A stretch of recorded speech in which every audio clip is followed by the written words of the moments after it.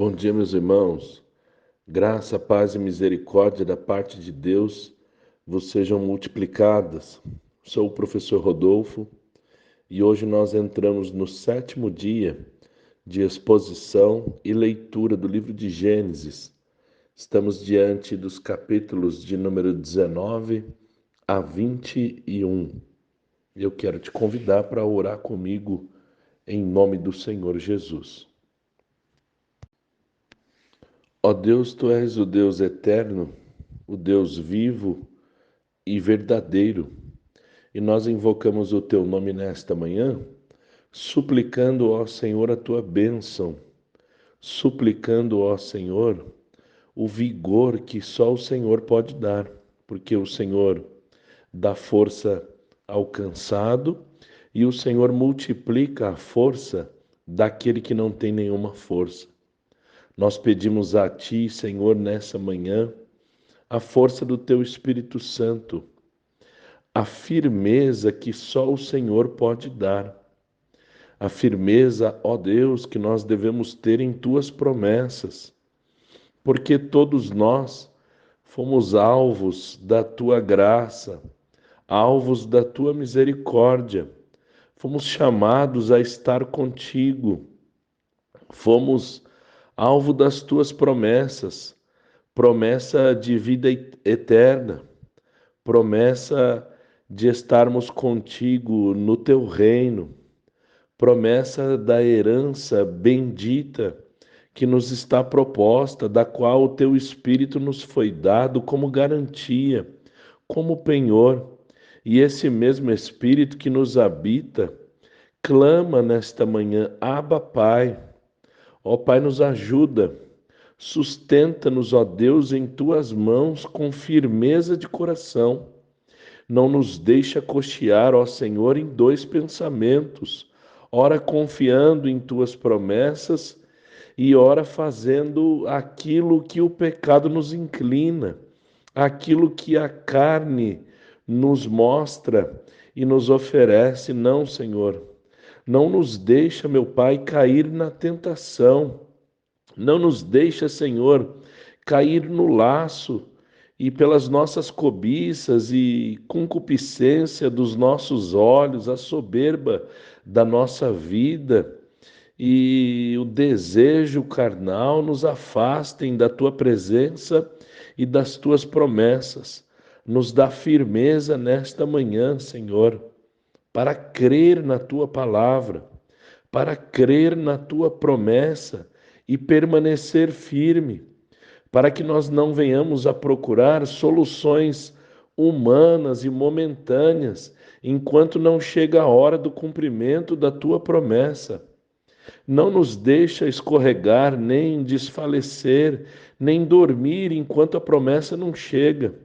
Mas antes, ó Senhor, nos faz vigilantes, nos faz, ó Deus, vigilantes em oração, vigilantes, ó Senhor, pela Tua palavra, vigilantes, ó Senhor, pela intercessão do Teu Espírito Santo. Nos dá força para seguir, nos dá força, ó Senhor, para crer e continuar crendo naquilo que o Senhor nos prometeu, rumo à coroa, ó Senhor, incorruptível que nos está proposta. A nós que vencermos, as falsas doutrinas, receberemos a coroa de glória. A nós que vencermos o mundo, a nós que vencermos as tentações, receberemos do Senhor a herança. Portanto, Senhor, nos ajuda a compreender a Tua palavra, nos ajuda, Senhor, a permanecer firmes na leitura da Tua palavra. Também, ó Pai, na exposição, nos comentários que nós temos postado aqui dia a dia, que os Teus servos e as Tuas servas permaneçam firmes na meditação da Tua palavra. Nos dá, Senhor, a força e a graça necessária de permanecermos até o final desse ano, lendo a Tua palavra, aprendendo e praticando a Tua palavra.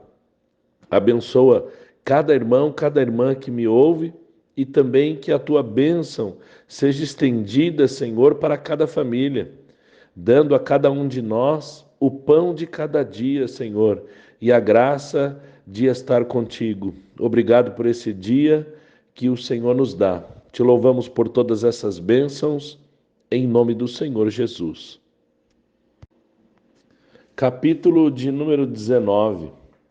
2 anjos foram até Sodoma. Ló estava à porta da cidade e vai ao encontro dos anjos, prostrando-se e convidando-os para a sua casa, para lavarem os pés, para passar a noite em sua casa. Mas os anjos disseram não. Ló insistiu até que eles foram e comeram com Ló. Os homens daquela cidade cercaram a casa, homens de todas as idades, de todos os bairros, e chamando a Ló, perguntavam sobre os homens que tinham visto entrar em sua casa. Na verdade, eram anjos. Os homens queriam abusar deles. Ló intercede para que não se faça mal aos homens e chega a oferecer as suas 2 filhas aos homens da cidade para que poupassem os anjos. Os maldosos e corruptos homens de Sodoma querem agora fazer mal a Ló, que era estrangeiro e estava sendo acusado de querer ditar regras ou de ter se tornado um juiz em meio deles, e queriam arrombar a porta. Porém, os anjos puxaram a Ló para dentro e feriram com cegueira os homens da cidade, e anunciaram a Ló que iriam destruir a cidade, e que Ló juntasse todos os seus filhos, filhas, genro, todos quantos Ló tivesse na cidade, pois o pecado da cidade havia chegado até a face do Senhor, que enviou os anjos para destruir aquela cidade. Quando Ló foi falar com seus genros o que Deus estava por fazer, esses julgaram Ló como zombador, achavam que ele estava brincando. Ao amanhecer, os anjos apressaram a Ló, para que tomasse a sua mulher e filhas e saíssem logo da cidade, para que não morressem junto com os demais.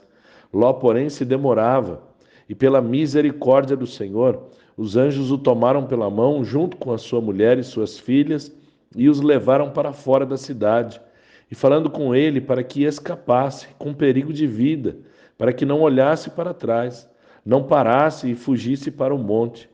Ló teme por sua vida e que a destruição alcançasse o monte. Agradecendo a misericórdia de Deus e pedindo para fugir para uma cidadezinha bem pequena, onde ele acreditou que poderia estar a salvo ali. E o anjo concordou em não destruir a cidadezinha e ordena que Ló vá para lá depressa, pois enquanto ele não chegasse na cidade, eles não poderiam destruir a Sodoma. Essa cidade foi chamada de Zoar. Ló, de uma certa forma, sabia que seu livramento não viria dos anjos, mas do Senhor, que teve misericórdia dele desde a guerra dos 5 contra 4 reis. E ao invés de simplesmente obedecer à palavra do Senhor e ser protegido por Deus no monte, pede para ainda ficar por perto de Sodoma, escolhendo errado novamente, quando dá espaço para a visão carnal. O sol estava nascendo sobre a terra quando Ló entrou em Zoar, e o Senhor fez chover enxofre e fogo dos céus, destruindo as cidades, as campinas e todos os seus moradores. Nisso, a mulher de Ló olhou para trás e virou uma estátua de sal. No outro dia de manhã, Abraão foi para o lugar onde esteve, na presença do Senhor, e de lá viu a fumaça de Sodoma e Gomorra. Assim Deus se lembrou de Abraão e tirou Ló de meio da destruição. Ló partiu de Zoar e foi habitar no monte, em uma caverna com as suas filhas. E após isso, os versículos de 31 até 36 nos mostram um absurdo plano que as filhas de Ló arquitetaram e cumpriram, sem nenhum temor de Deus, após a destruição da cidade onde moravam, justamente pelos pecados sexuais e imorais de seus habitantes. Após a morte de sua mãe, por não confiar e não obedecer à palavra de Deus, à semelhança do filho mais novo de Noé, que logo após o livramento milagroso de Deus do dilúvio, praticou o que era mal aos olhos do Senhor, se esquecendo da operação de Deus. As filhas de Ló também se esqueceram do que Deus acabara de fazer, demonstrando nenhum temor de Deus, engravidando as duas de seu próprio pai, enganando-o e embebedando-o. E ambas deram à luz a Moabe e a Ben-Ami, pai de Amon. A perspectiva bíblica da história da humanidade é a perspectiva de Deus, é o ponto de vista do Senhor, contando como a humanidade foi severamente afetada pelo pecado e como até mesmo as pessoas que tiveram contato com Deus, com a palavra de Deus, com o livramento de Deus, com as promessas de Deus, viram de perto a execução da ira e a execução do juízo de Deus. Pessoas que viram coisas extraordinárias operadas pela própria mão do Senhor. Mas o pecado os endureceu tanto o coração que, mesmo sabendo de tudo o que Deus pode fazer, podendo até destruir os homens, destruir cidades e destruir o mundo inteiro, ainda assim, o seu coração é tão incrédulo que continua praticando o mesmo pecado que acabaram de ver, levando outros à destruição. O pecado que levou os outros à destruição diante dos seus olhos, mesmo assim, continuam na mesma prática.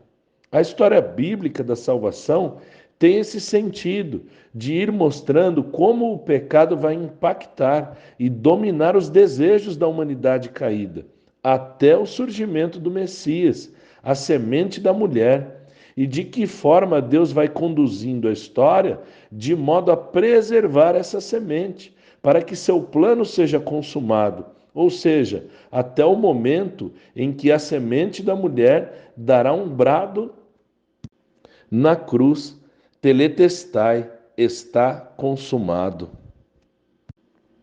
Capítulo 20. Abraão foi para o Neguebe, habitou entre Cádiz e Sur, e peregrinou em Gerar, onde Abraão e Sara novamente dizem ser irmãos, e Abimeleque toma a Sara. Mas Deus intervém novamente antes de tê-la possuído. Abimeleque tenta se defender, explicando que lhe fora dito que eram irmãos. Deus responde que conhecia o coração dele e por isso mesmo o impediu de pecar, e ordena que restitua Sara para Abraão. Deus afirma que ele é profeta, Abraão é profeta, e ele vai orar por Abimeleque, que de manhã cedo consulta os seus servos sobre o que tinha acontecido e repreende Abraão por sua mentira. Abraão explica que imaginou em seu coração que os habitantes daquele lugar não deveriam temer a Deus. Ele achou que não tinha temor de Deus ali e poderiam querer tomar a sua mulher e matá-lo, e de que também não havia mentido, pois Sara é sua meia-irmã, e tinham combinado entre si de contar essa história por onde o Senhor os enviasse a peregrinar. Então Abimeleque abençoou Abraão com ovelhas e vacas, e servos e servas, devolveu Sara para ele, e ainda ofereceu para Abraão que morasse na terra, onde quisesse, mas repreende a Sara também, pois havia recebido Abraão com honras e não como solteiro. Deus havia fechado a madre de toda a casa de Abimeleque por causa de Sara. Abraão orou por eles e o Senhor sarou a todos, de modo que tiveram filhos. O maravilhoso favor de Deus para Abraão era visível e aparente. Primeiro, que com a mão estendida vingou o dano causado a ele, e segundo, que através da oração de Abraão, ele ficou em paz com a casa de Abimeleque. Capítulo 21. Nós observamos aqui a promessa de Deus se cumprir com o nascimento de Isaque, no tempo que Deus havia determinado, na velhice de Abraão, que circuncidou a Isaque no 8º dia. Abraão estava com 100 anos.